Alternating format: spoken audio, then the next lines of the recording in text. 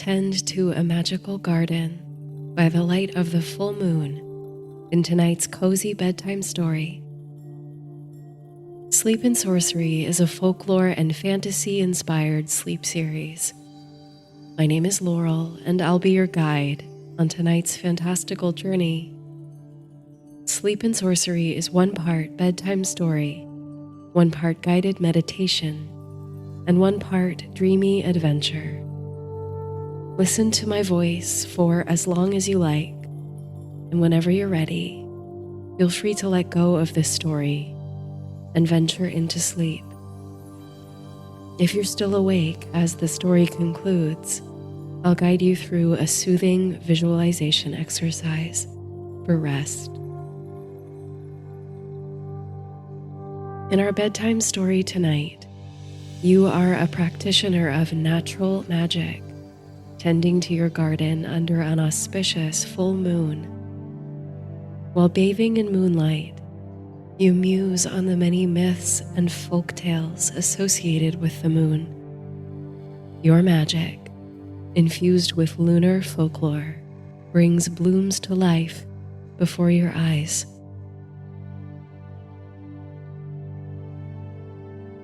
The moon is like a scimitar, a little silver scimitar, drifting down the sky, and near beside it is a star, a timid, twinkling golden star that watches like an eye.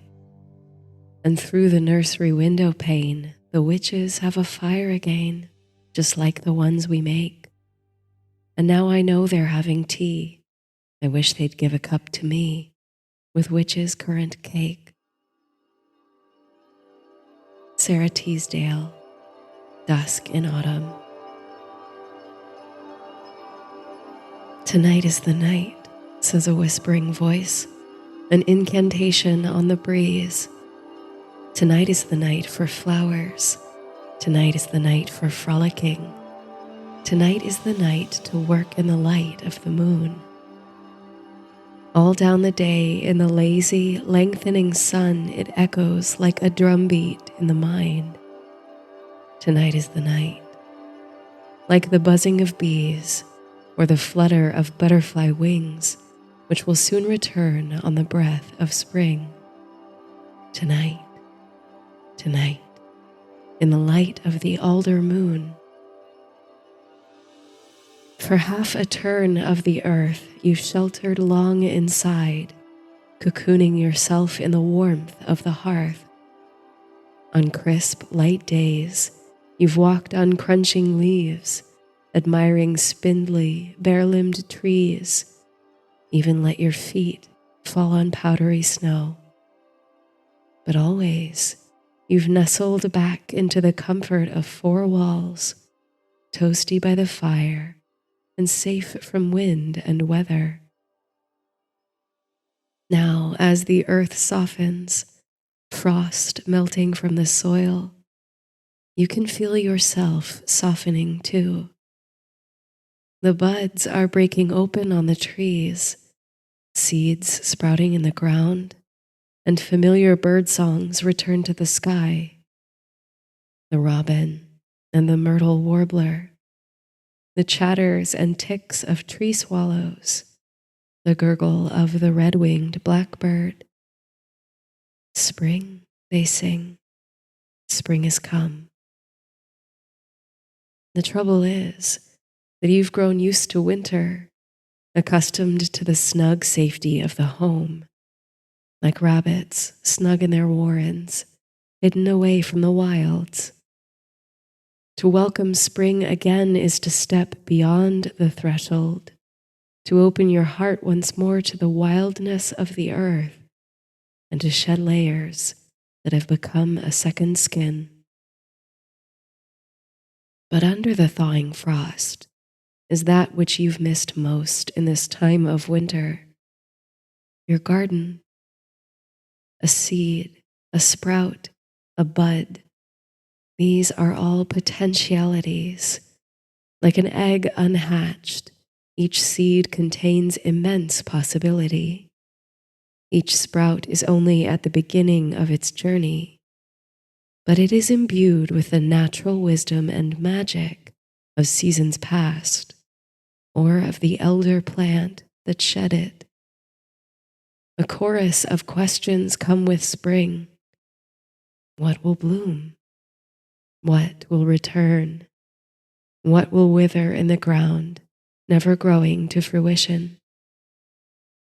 It takes courage, you think, to be a plant, to break free of the seed shell and leave the warmth and safety of the soil, to coil upward toward the sun, to flower and to bear fruit, knowing you put yourself at risk of pelting rain and snow, or dry weather and sustained heat.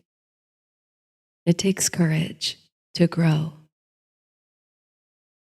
You brew a pot of tea made from winter herbs harvested and dried. Sage and mint whisper forth on spiraling steam, fresh and savory. You sip it slowly, blowing on the hot water to cool it, enjoying the end of your homemade winter tea mixture as you pass the time till dusk. It's your own personal tradition, a valued ritual to welcome the spring by night, planting seeds in the silver of the full moon rather than by the golden light of day. And so close to the vernal equinox, when the day and night are equal measure, the full moon commands great magic. It is an auspicious time for sowing, for cultivation, and for rebirth. The rest of the day is spent baking fresh bread, the scent of which conjures immediate coziness and feelings of abundance, sweeping the hearth to clear out the dust and stagnant energy, and reading a few pages from a book of poetry. The poems resonate with the voices of the natural world, of impossibly deep roots, of the irresistible call to migration, of the sublime majesty of mountains and lakes. You are ever conscious these days of the stretching daylight, the added minutes each day in which sunlight lingers, as though holding fast to the horizon, aching to see only a moment more of the earth's beauty. The quality of light is changing too, every day. Stone gray melting to halcyon honey. The moon is visible long before twilight, like a reflective disk over the trees, a blank space overhead that's perfectly round, imbibing the active light of the drooping sun. When dusk approaches, you notice the rustling of leaves and renewed activity in the shrubs round your cottage. You spot 2 little brown rabbits, almost spherical in shape, grazing near the green-stemmed forsythia, which is just beginning to bloom with delicate yellow flowers. When they become aware of your presence, the rabbits scurry out from beneath the bush and out of sight. You smile. It's good to see the return of crepuscular creatures. Some gardeners might see rabbits and their kin as pests, but you can't help it. Your heart melts to see their fluffy tails and twitching noses. At last the sun sets, leaving traces of violet and orange to linger in the sky before deep blue darkness takes over. You've had a little supper, accompanied by the still warm bread fresh from the oven, a bit of homemade elderflower syrup in your evening cup brings a wave of soft contentment over you, but heavy sleepiness remains at bay. It's time, whispers the little voice inside. It's time to shed your skin. You fill a basket with supplies, seeds, and gardening tools. You carry a small lantern to light your way. Stepping out the back door of the little house onto the stone walkway, which it seems was so recently blanketed and entirely obscured by snow, you make your way under the garden arch. It drips with evergreen clematis, now sprouting buds of the white flowers that will soon open to the world. The hanging leaves tickle your face. Beyond the arch, and surrounded by borders of rich green holly, is the moon garden. You feel an almost immediate sensation of opening or unfolding. It's as though you've passed from ordinary into sacred space, and your mind and body have unfurled like the dew-dappled petals of a rose to greet it. Somewhere in a nearby tree, a mockingbird is trilling sweetly. He's singing a song to the moon, you think. The moon tonight is surely one to elicit song. It climbs the horizon's ladder with pale and pearlescent brilliance, nearly dazzling as the sun. Just now, you can see it cresting over the hedges, a nightcap on their deep emerald, but its glow falls effortlessly upon the garden, reflecting on the silvery artemisia. Since you last set foot in this soft and sublime place, untamed ivy has climbed the stone garden bench in a way that's rather picturesque. But the ivy and wormwood are all that thrives tonight, so early in spring. There's much for you to do in concert with the moon.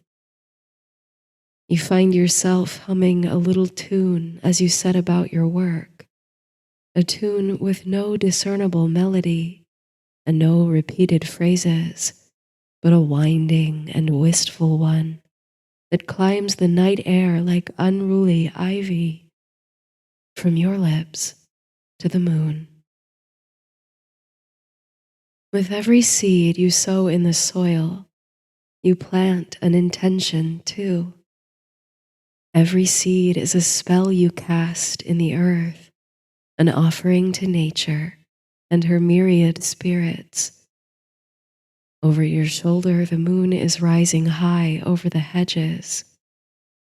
You don't even need to see it to feel its presence, for its light bathes you in cleansing coolness, falling on your shoulders and hair like a gentle mist.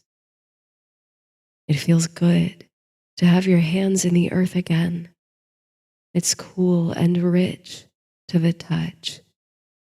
Your fingers meet the soil with warmth and love.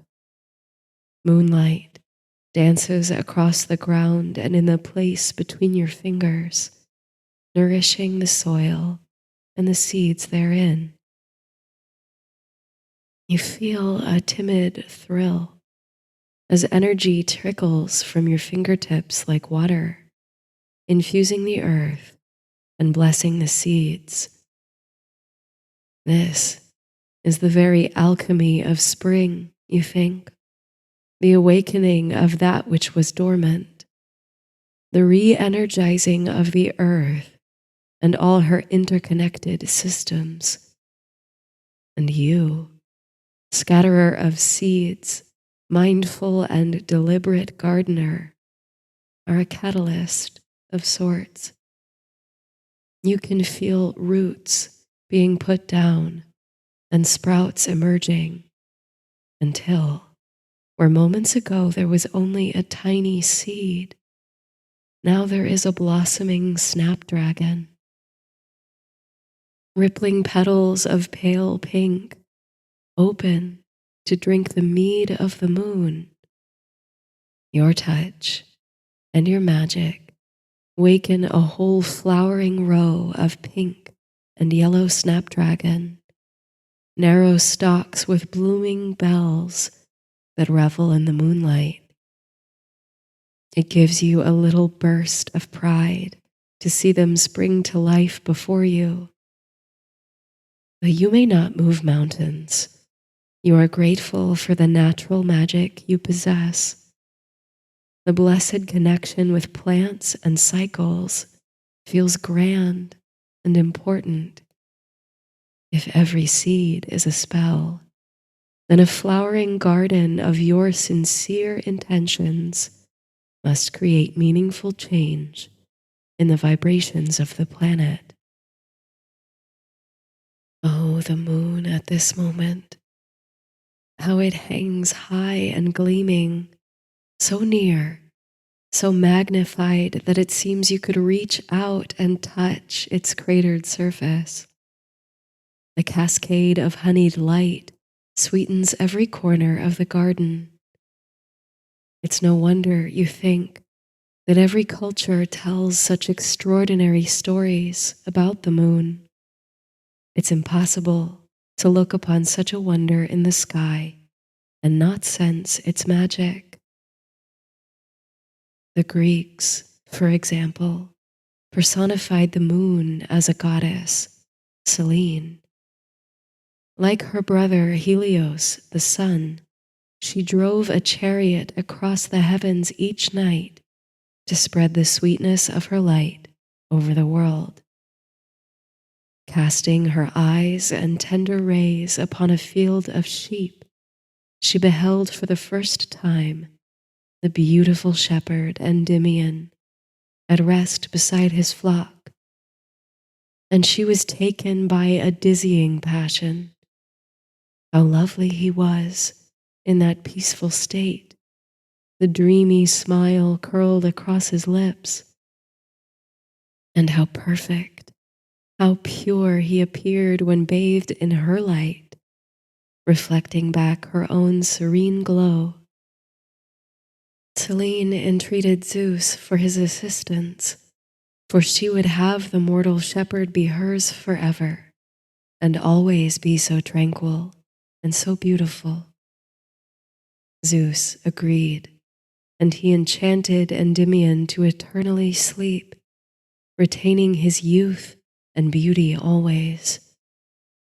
The charmed Endymion slept on through day and night, and remained lovely as that first night.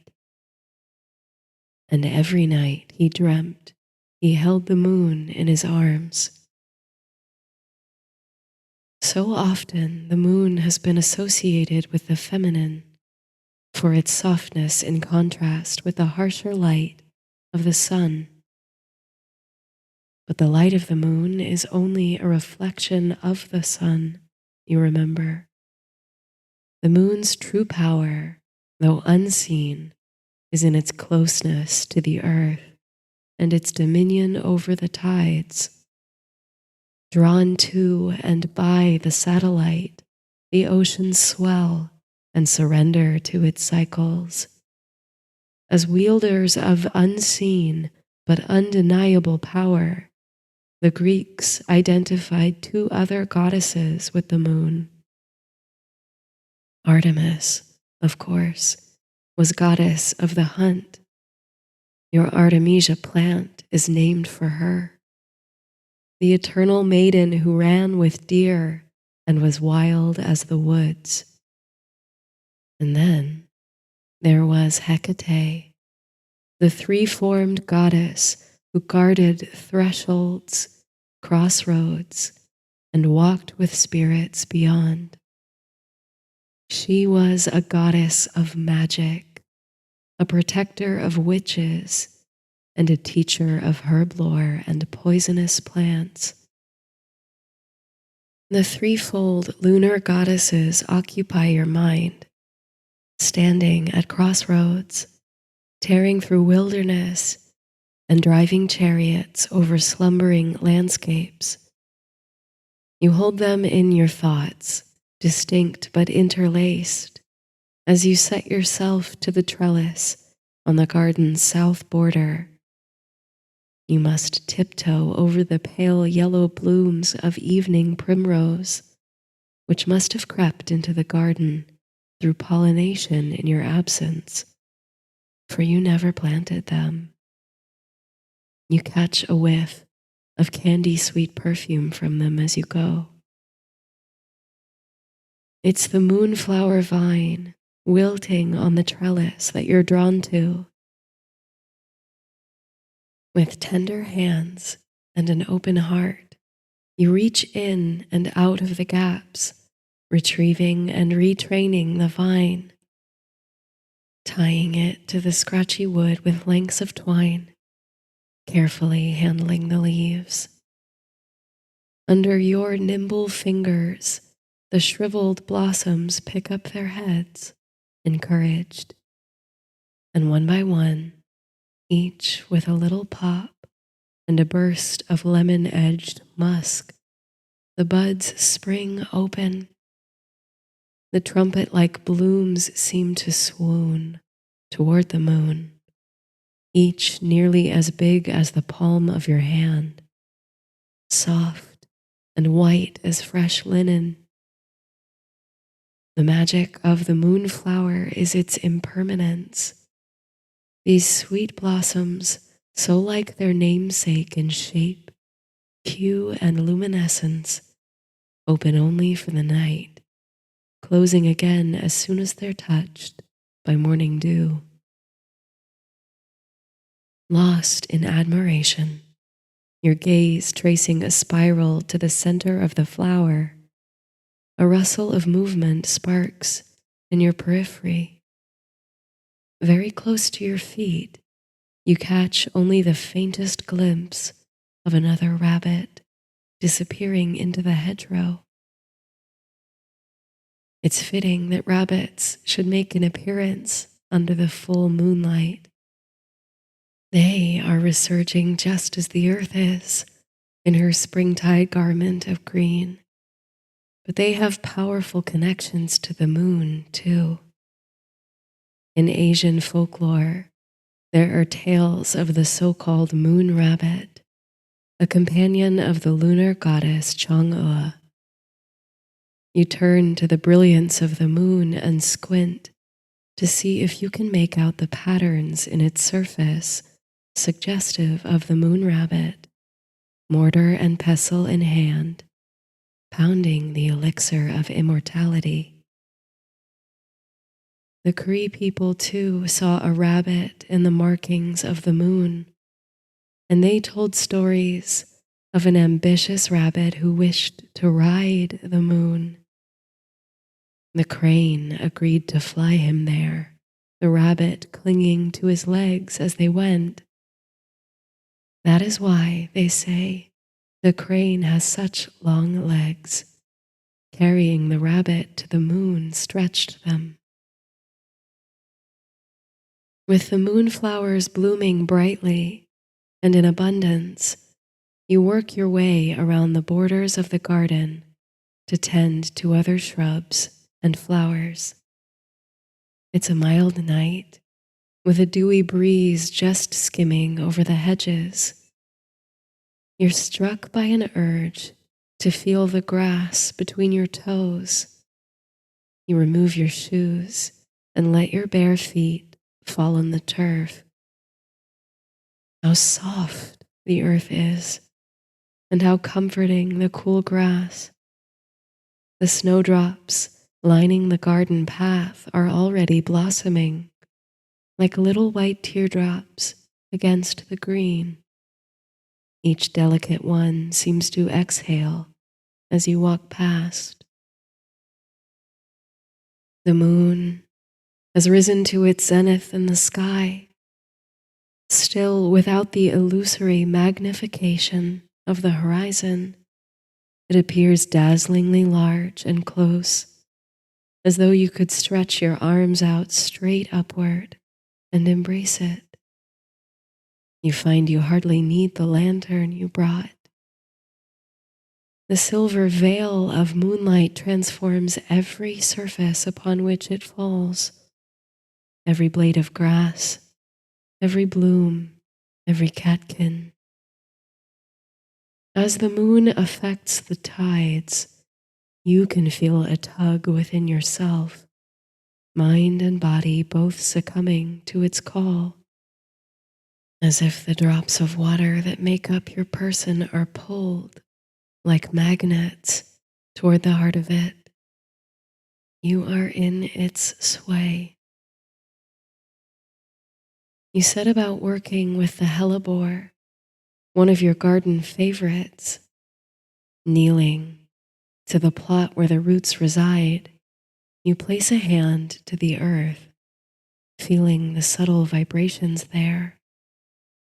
The hellebore, like you, can be reluctant to leave its chrysalis. It may need some convincing.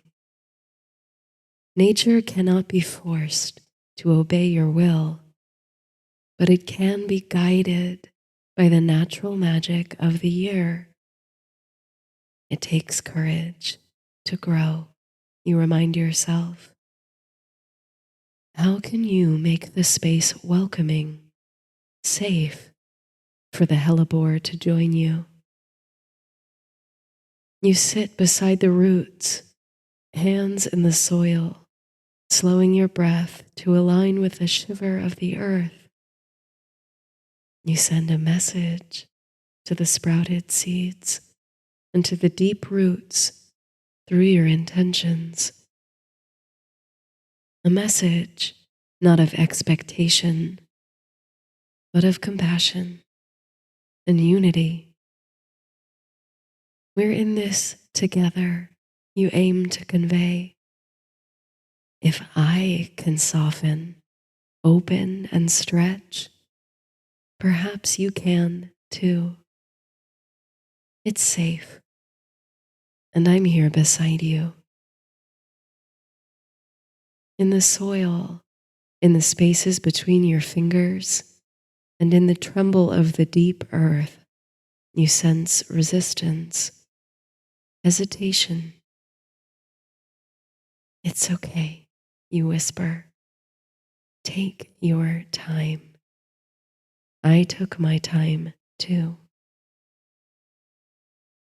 You sit with the roots for some time, letting go of expectation and acknowledgement of the passing minutes.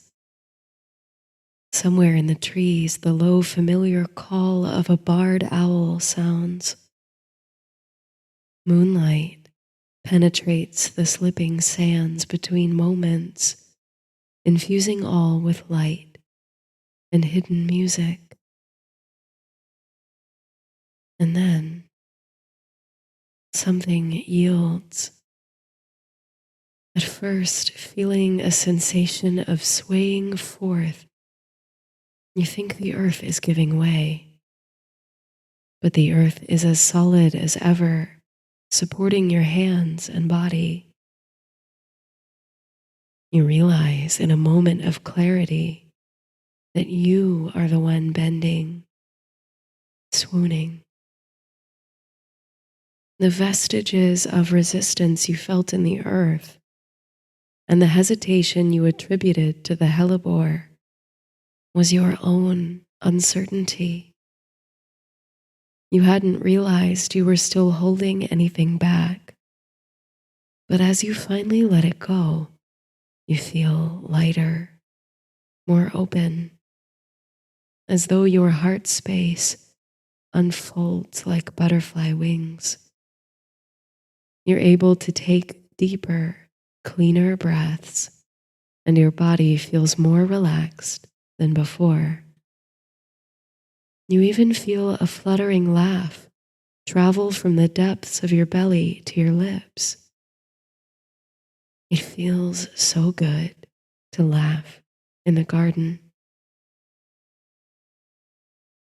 As if responding to your easing, to your unbinding of emotion, the soil sparkles. Up from the ground twist spindly green stems, and from them sprout leaves and elegant petals. Each one drips from the stem till the blooms are full, though cast downward and demure, as though the blossoms are afraid to behold the full moon. Ombres of green, pink, and white bleed to dappled patchwork in their centers. A sigh escapes your lips. All this time you thought you were encouraging the flowers to grow, when in fact they were waiting for you to break through. It's one of the consistent surprises of magic and of nature.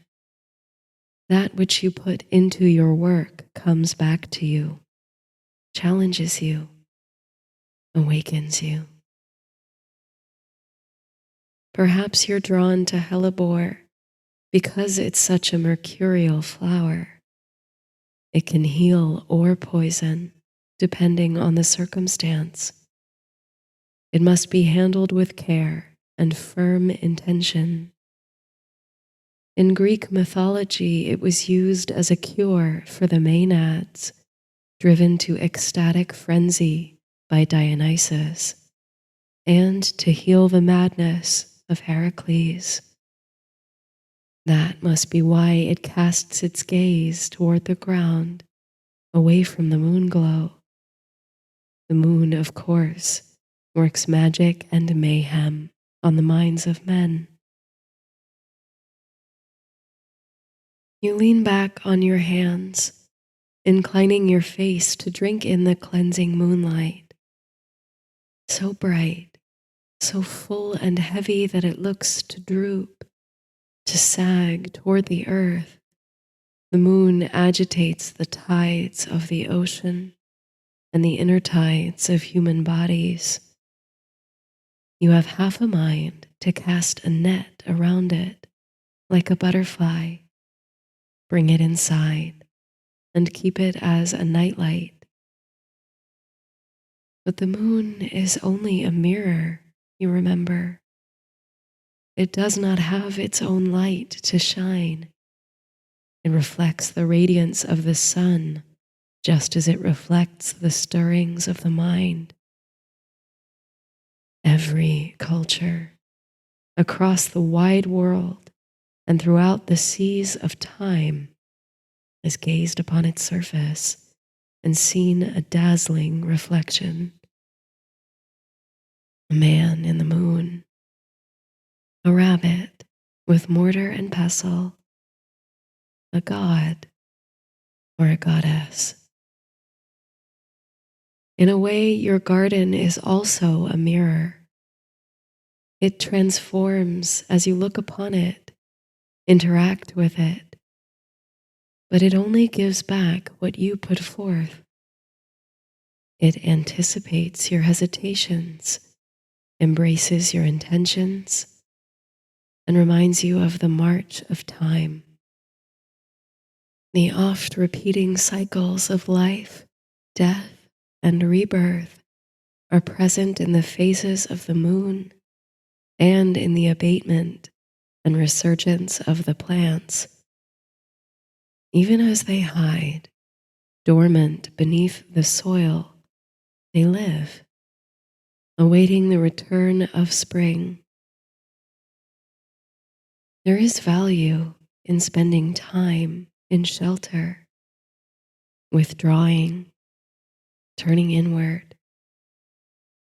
But there is equal value in stepping forth again into the light of the sun or the moon and opening once more. The garden teaches you to grow, and it takes courage to grow.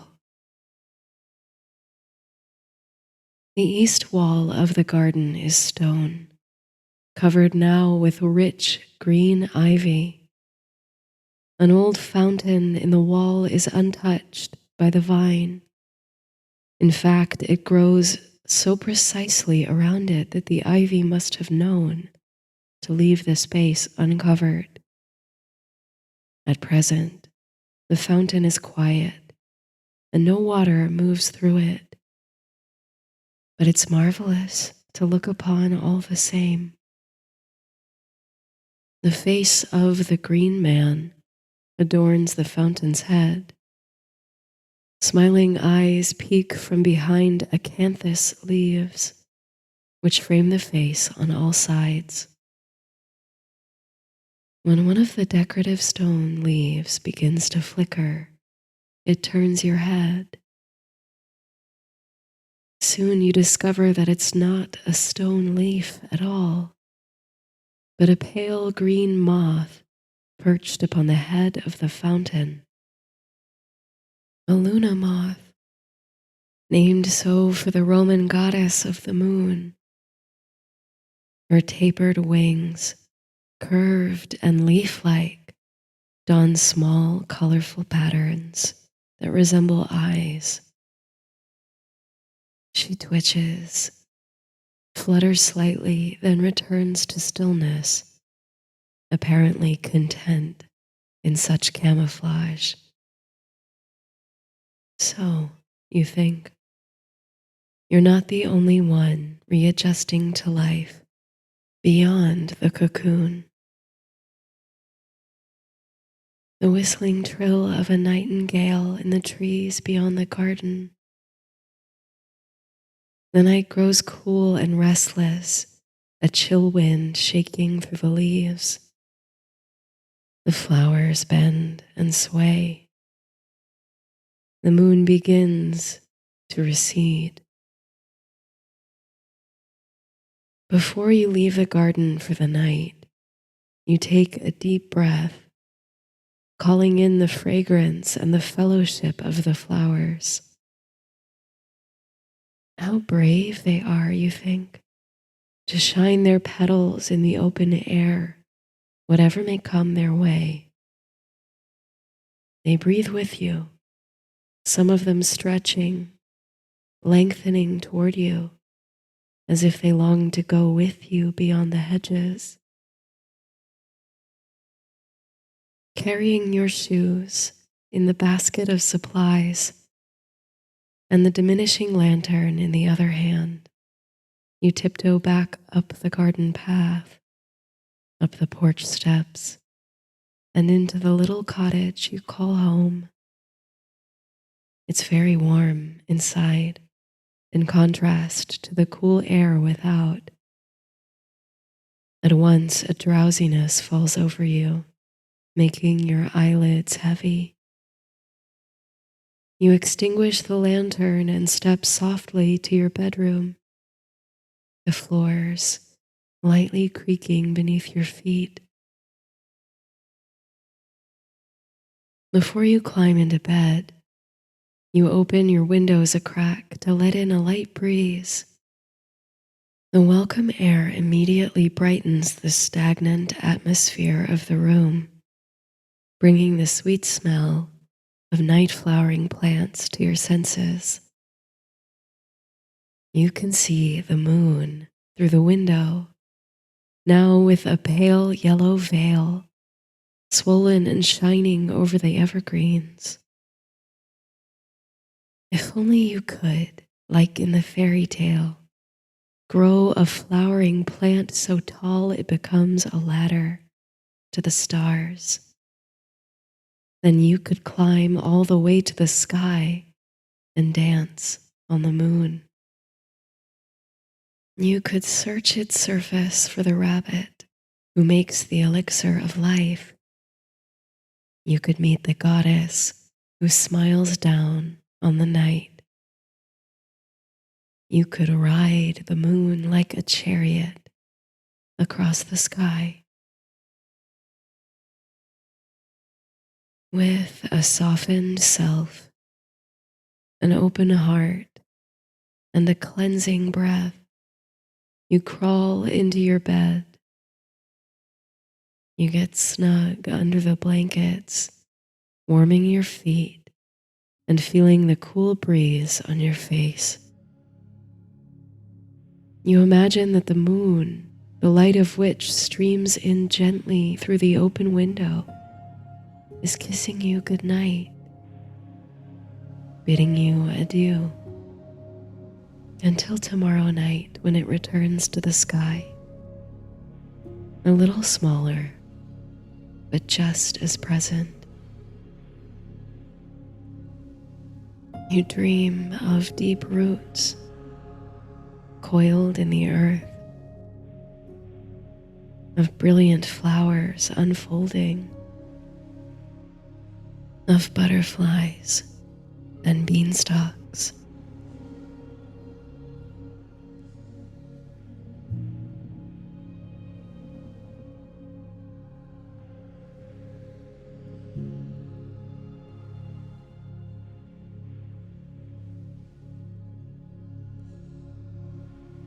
Take a deep, cleansing breath in and release it, feeling your body relax, letting go of anything that's tense, sinking down into the bed or your sleep surface. Let your breath and your body be soft, loose and languid.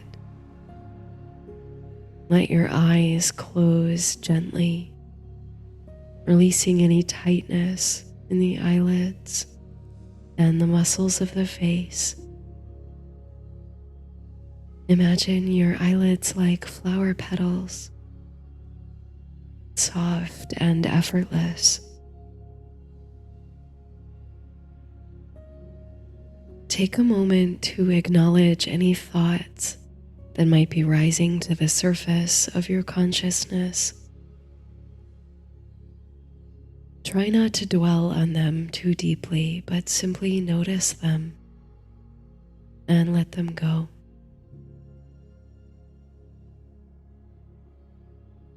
Now, as if there's a screen behind your eyelids, visualize the moon in whatever phase first comes to your mind. See it before you, maybe bright and full, waxing or waning, as a sliver or a crescent, or even as the shadowy new moon against a dark sky.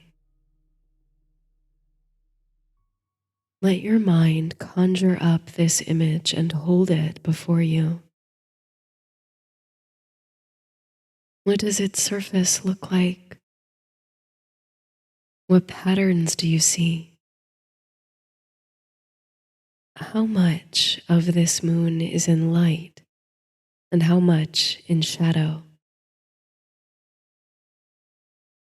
Now, slowly, let the moon in your mind's eye transform, moving gradually through phases, the light and shadow moving, rebalancing as it waxes to full and wanes to crescent, moves through half light and half shadow. Breathe naturally as the moon settles into a dance of transformation, light moving across its surface, shadow following behind. Let the dance continue for a few breaths. Feel your belly rise and fall as the cycle repeats in your mind, syncing the image of each moon phase with the breath, slow and steady. Meanwhile, soften with every exhale, sinking deeper into your sleep surface. And with each breath, letting your conscious mind slip down a level, down towards sleep, as though your roots are reaching deep into soil, stretching downward into the nourishing cocoon of rest.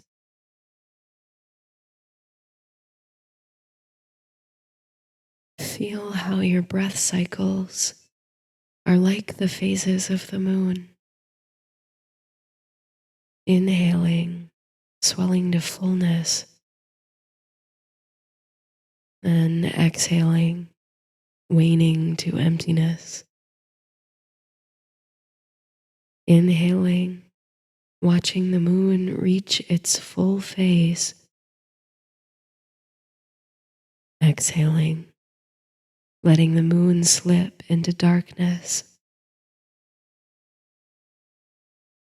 At the bottom of the exhale, the body longs to breathe in again. At the top of the inhale, the only thing to do is let go. Every part of the cycle is necessary, nourishing, and restorative. The tides are the same, and so are the cycles of the year. The earth breathes, brings forth natural wonders, and recedes, all the same, preparing to replenish for the next season.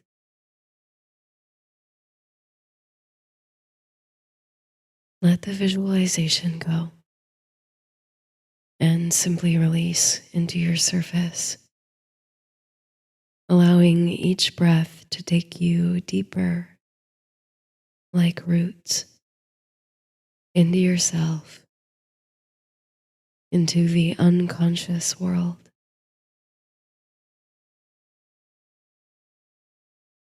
What happens beneath the soil, in the moonlight, and in the realm of dreams is just as real, just as important as what happens in the daylight, above ground. Rest is just as important as growth because it is part of the growth, even if it's unseen. Reflect and surrender.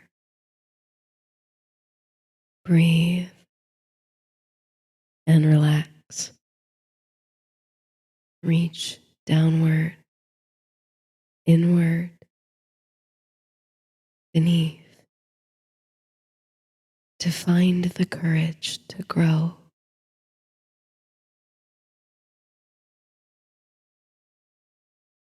Wishing you blessings in the season of spring and meaningful rest.